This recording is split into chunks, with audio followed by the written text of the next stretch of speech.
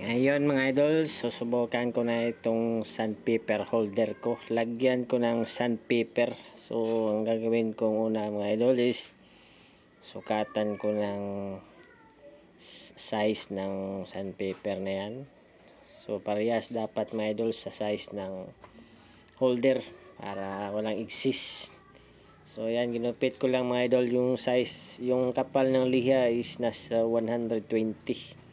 So, hindi siya masyadong makapal. Pang skim coat mga idol, pampakinis sa mga surface.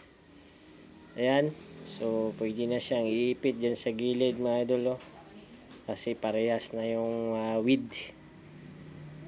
So, gawin mo lang, ganyan lang mga idol. Baliktarin mo yung liya. So, dapat sa ilalim yung sandpaper. So, yan, ipit mo lang dyan sa gilid. Mayroon siyang clip. Napakagandang gamit ito, pang liha.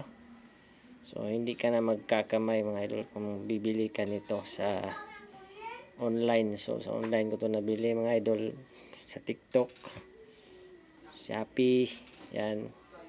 So, ang exist yan mga idol, tinupi ko lang kasi hindi ko napuputulin.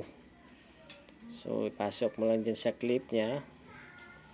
So, ayan. Tapos na mga idol. So, ready na to. Pwede na to gamitin. So, salamat sa